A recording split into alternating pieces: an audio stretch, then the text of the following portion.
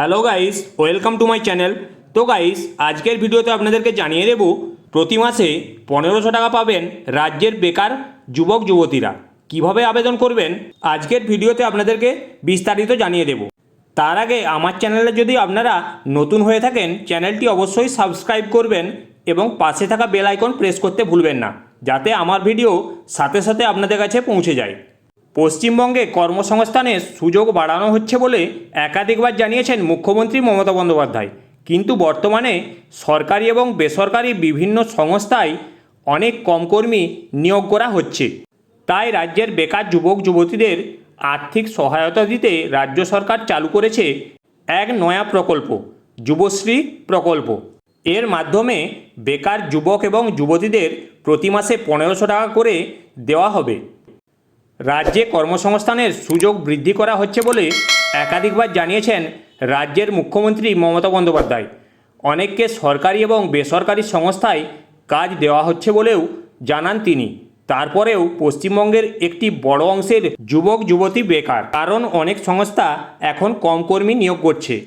তাই বেকারদের কিছুটা আর্থিক সুরাহা দিতে একটি প্রকল্প চালু হয়েছে রাজ্যে। তাতে বেকারদের প্রতি মাসে দেওয়া হয় 1500 টাকা। তবে এই টাকার পরিমাণ বৃদ্ধি করা হতে পারে বলেও জানা গিয়েছে। এই সাহায্যের পরিমাণ লক্ষ্মীর ভাণ্ডারের তুলনায় বেশি। এবারের বাজেটে জানানো হয়েছে, লক্ষ্মীর ভাণ্ডার প্রকল্পে রাজ্যের সাধারণ মহিলারা মাসে 1000 টাকা এবং তপশিলি জাতি উপজাতির মহিলারা মাসে 1200 টাকা করে পাবেন। কবে থেকে শুরু হবে এই প্রকল্প? রাজ্যের বেকার যুবক যুবতীরা এই টাকা পেতে পারেন পশ্চিমবঙ্গ সরকারের যুবশ্রী প্রকল্পের মাধ্যমে। 2013 সালে রাজ্যের শ্রম দপ্তর চালু করে যুবশ্রী প্রকল্প। তখন অবশ্য এর নাম ছিল যুব উৎসাহ প্রকল্প। রাজ্যে বাড়ছে শিক্ষার হার, উচ্চশিক্ষার পরেও চাকরি মিলছে না। তাই এই বেকারদের কিছুটা স্বস্তি দিতেই এই আর্থিক সুবিধা দেওয়া হচ্ছে। কারা পাবেন সুবিধা? তবে সবাই এই সুবিধা পাবেন না। যুবশ্রী প্রকল্পের সুবিধা পেতে হলে কিছু শর্ত মানতে হবে। এই প্রকল্পের সুবিধা পেতে গেলে সরকারি বা বেসরকারি কোনো জায়গাতেই চাকরি করা চলবে না। ভাতা পাওয়ার শর্ত: এই প্রকল্পের জন্য আবেদনকারীকে পশ্চিমবঙ্গের স্থায়ী বাসিন্দা হতে হবে। আবেদনকারীর বয়স 18 থেকে 40 বছরের মধ্যে হতে হবে। তাদের ন্যূনতম 8ম শ্রেণী পাস হতে হবে। তার কোনো সরকারি বা বেসরকারি কাজ করলে চলবে না। এই সঙ্গে তার নাম এমপ্লয়মেন্ট ব্যাংকে নথিভুক্ত থাকতে হবে। আবেদন করার সময়ে কি লাগবে? যুবশ্রী প্রকল্পে আবেদনের জন্য আধার কার্ড, ভোটার আইডি, আবেদনকারীর passport size photo, caste certificate থাকলে তার প্রতিলিপি দিতে হবে।